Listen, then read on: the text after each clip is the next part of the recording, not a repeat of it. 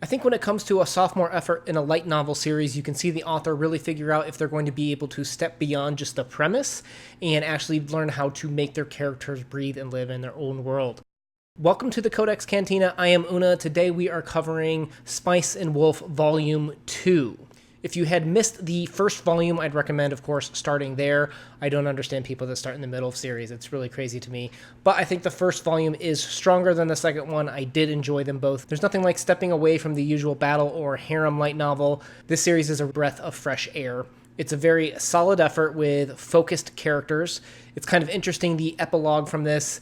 The author claims that he doesn't remember the personalities, but with how much time you typically spend with a character and writing, I find that surprising, I'll say that. What I think really brings this novel up for me is how the author approaches kind of proactive and reactive scenes. You get a lot of nuance. There's not as much nuanced thinking in today's age. It tends to be very, I want to classify this as either X or Y.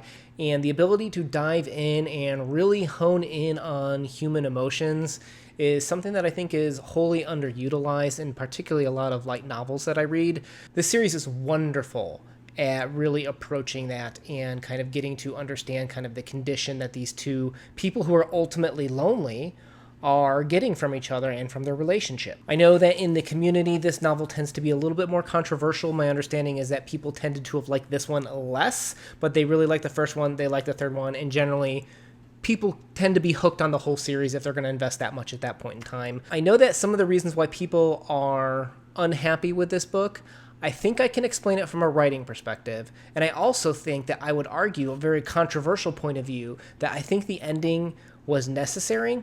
But if you're new to the Codex Cantina, we're going to go through our initial thoughts, which is I think it was really good and worth a good read.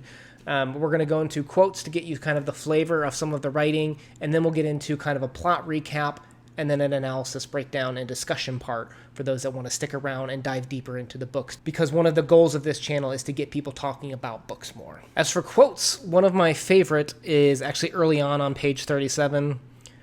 Once it is known that someone was going to make a lot of money, they are obvious targets for sponging and wheedling. It's human nature. I think this was a good one because the biggest literary element to this book is greed. It's been a while since I've read the first one, but I think it's interesting how they've picked greed here. And I would think it would be really interesting if they continue to explore maybe even just like the 7 deadly sins in terms of lust and stuff like that throughout the next few books. I have no idea if they will or not, but that's clearly the message in this book was greed. And then they actually covered a lot of trust in this book as well. And this quote will kind of hit on both of those. Another one that also hits on that, a lot of these are going to hit on kind of like the greed element. The church capital of Reuvenhagen was so prosperous, some said its walls had turned to gold. The upper echelons of the church council that controlled the region had turned the commerce to support their subjugation of the heathens, and the priests and bishops of Reuvenhagen put the merchants to shame. I thought there was going to be a lot more focus, particularly with how this book began, on the church, but I think they went a different route for that. But again, we'll get into that once we get into kind of the spoiler section. Right here, we're just giving you kind of a flavor for some of the writing. And this one I think was good just from a personal perspective. Even if you believe in a just God, man should be able to discern whether the scripture before him is true or false. A righteous man still trespasses against God if he commits false scriptures after all. So let's get back into a quick plot recap for those that are kind of coming back after maybe not having read this for a while or are reliving kind of the volumes if they haven't read it for a while. Basically, mere days after the first book, Lawrence is trading in his peppers that he got at the end of the first book. He heads to Porosan. I don't know if I'm butchering these names or not. I haven't watched the anime. But he meets with a clergyman there where they basically, he finds out that this clergyman is cheating in his trades. They call him out and kind of leverage the fact that he was cheating to force him to allow them to borrow on margin, which was a huge deal in 2009. Interesting timing with when this book was written, because it was written in 2006, so before the recession hit. But it came out in America in 2010, I want to say. I don't know if the first one was 2009, but it hit right at that time.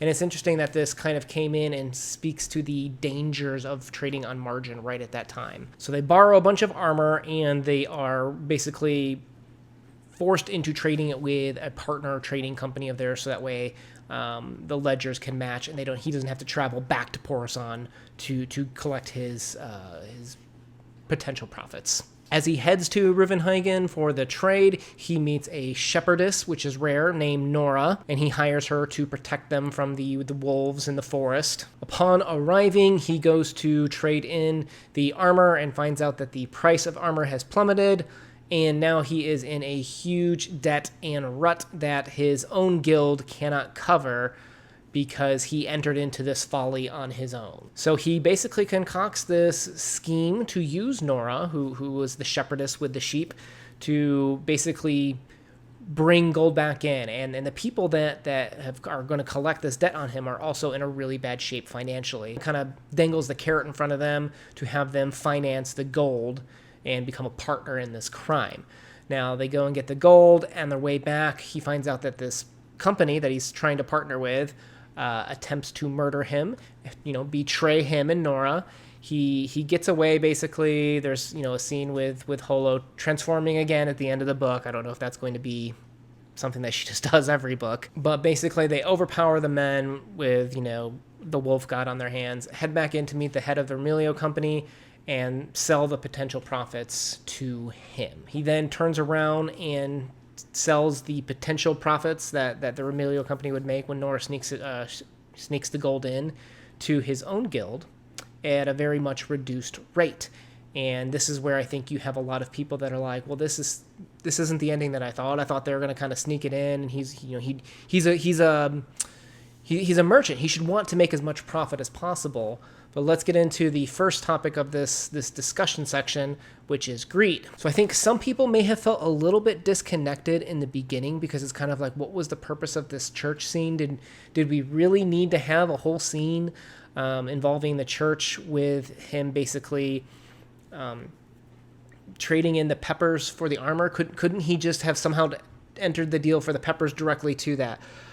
The reason for that is because this is where it introduces the concept of greed, which is the underlying theme of this book. You'll notice in Porazón that the town is very humble. They're known for giving their tidings, and as a result, from a literary perspective, you'll see that the town is prosperous, right? In a lot of literature, the health of the king directly impacts the economy. So when you have like the young, ambitious king, he tends to have the ambitious people, which might kind of push the envelope too much. And when you have the wise old man that's been running the kingdom for a while, you have a very stable, well-known economy. Here we have a stable, well-known economy.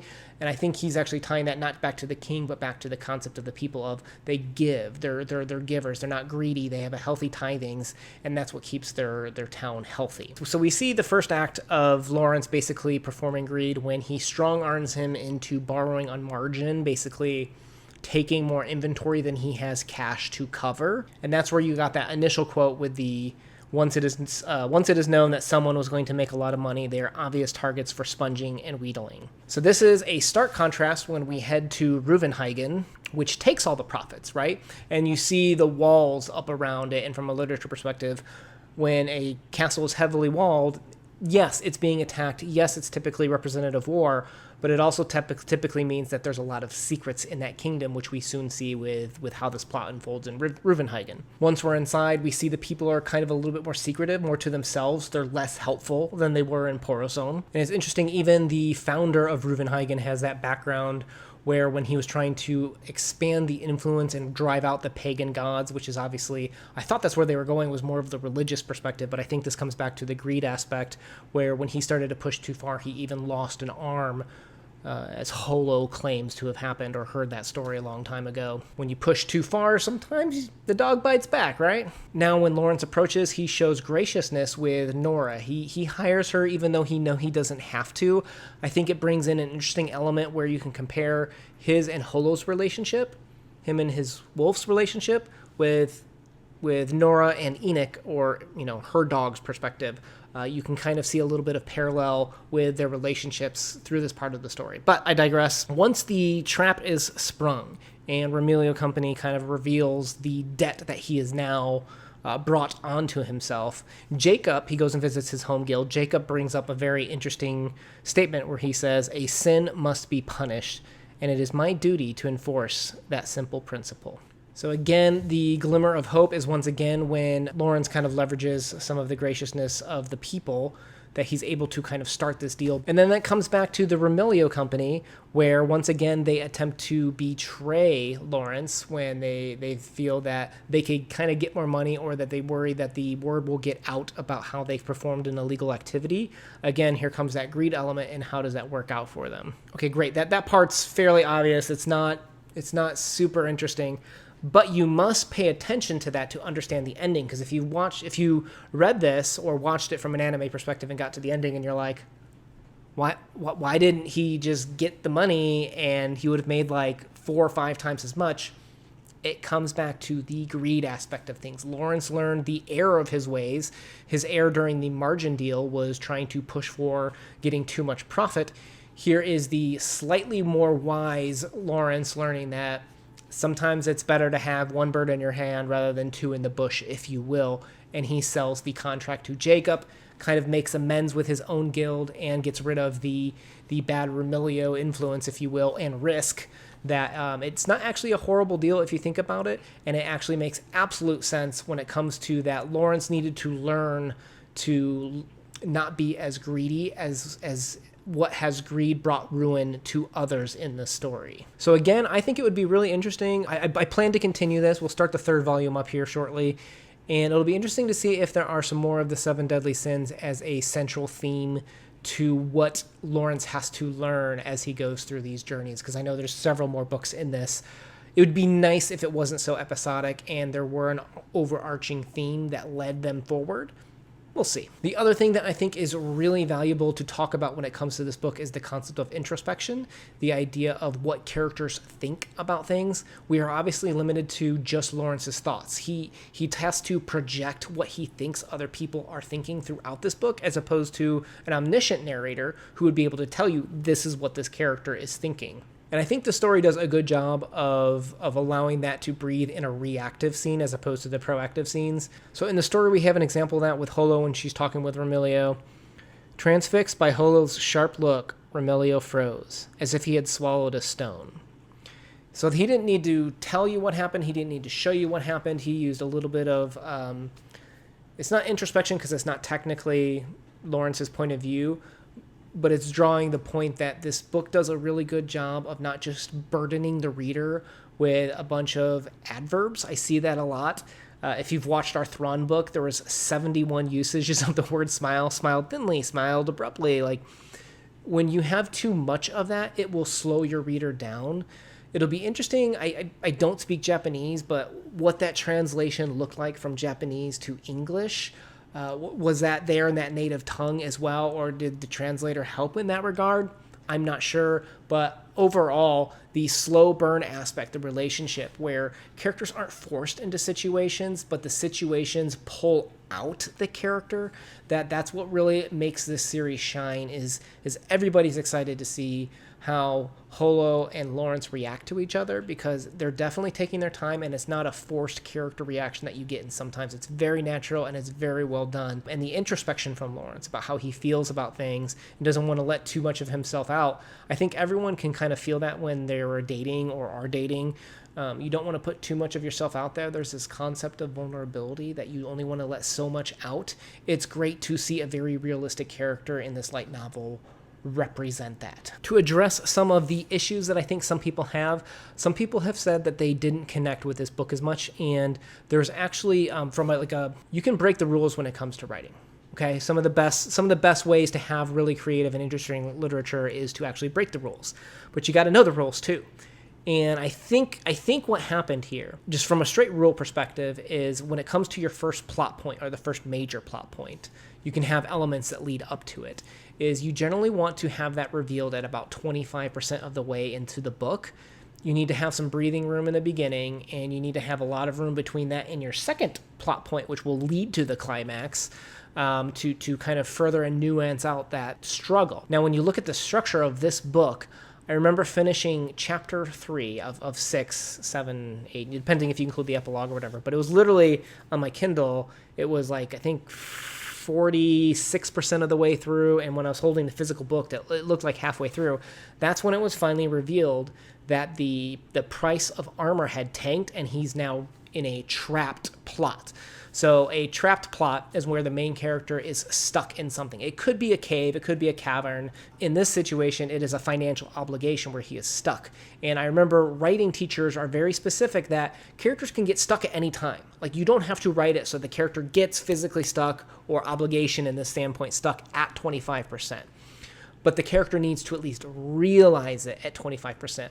Otherwise, all of the parts that leading up to it, which I think were good, I like the commentary on greed, but all the parts before it might feel a little bit disconnected for a reader, and they don't associate that with the main driving plot when you bring that in too late. So here we saw Hasekura bring this in basically a little bit too late from a traditional rule perspective, and I think that's what caused a lot of people to kind of disconnect when the first parts don't just feel as solid when the plot point is revealed too late, the trapped moment. This is pure speculation, but I think what happens is sometimes when writers are writing books, they don't feel that their opening parts are interesting enough. Like their main plot point, in this case, the concept of the greed and being trapped into this deal, they might not have felt was too necessary, or they felt like they needed to bring some things in earlier on to attract the reader into the book, which, like we said earlier, he could have just been trapped with the peppers. You didn't need this side plot with the armor and such. But sometimes authors are not secure or don't feel that it's necessary, or sometimes they try to over-explain.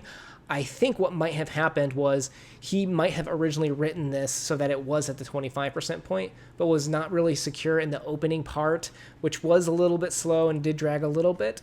And he started stuffing things in there to try to make it more interesting or try to add more of these concepts. And the problem is when you start editing afterwards, every book gets edited when you're writing it, but you have to go back and watch the pacing of your work after that. And I think that's what happened, is he might have either put too much stuff in or just wasn't paying enough attention to the pacing of when that reveal part happened for the first plot point. Particularly since this is written for 14 plus, I think when you have a younger audience, you do want to watch pacing, as that is super important for them not to, get distracted and do other things. Some people, I know a lot of light readers, they love to pound through these things. Like it's like a badge of honor to be like, I sat down and read this in one reading, and that's good. But when you have potentially these things that aren't perfectly well timed out, you could lose some of your younger readers or part of your audience, which did have a genuine interest in it. So everything else was tended to be pretty minor. There were some misspellings in the book, but that could be the editor. I can't blame Hasekura from that. And there were some bad similes. The one I know that stuck out for me that I kind of had to pause when I read it was, this is when Holo was racing away when it's starting to grow late at night. Her feet bit into the earth, and the landscape grew dimmer, as though candles were being put out one by one. Yeah, so similes typically take... The purpose of a simile is to bring some extra context to something that might not be totally clear, or some extra vivid... bring out some vivid imagery in the reader. The problem with it growing darker, right? The sun setting, and then comparing it to a bunch of lights in a room and putting out the lights one by one they're both just making it darker. You'd want to do something that's a little bit more... That's the equivalent of saying, you're being chased by wild dogs, as if the dogs were barking wolves or something. Like, it's just too similar, and you wouldn't want to do something like that. So things like that, I think, could be caught by a stronger maybe editor. I don't want to blame Hasekura totally. I still enjoyed it. But in terms of just strong writing, some of these might not pop out to the reader, but it's not going to grab the reader. And then the last little thing that I kind of noticed in this book from an editing standpoint is he has a little bit of an issue when it comes to names. Now, I don't know if that is part of a Japanese issue, because I know L's and R's, the L doesn't really exist, and I know from a phonetic standpoint they don't use that sound. And we had two L's in terms of the Liebert and Lamtra.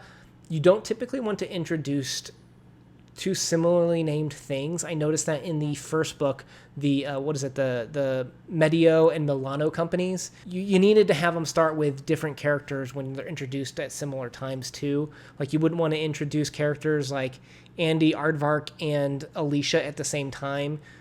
Your readers are just not going to be able to associate which one is which. A good example would be, go back to that first book, thinking back to which one was Milano and which one was the Medio company.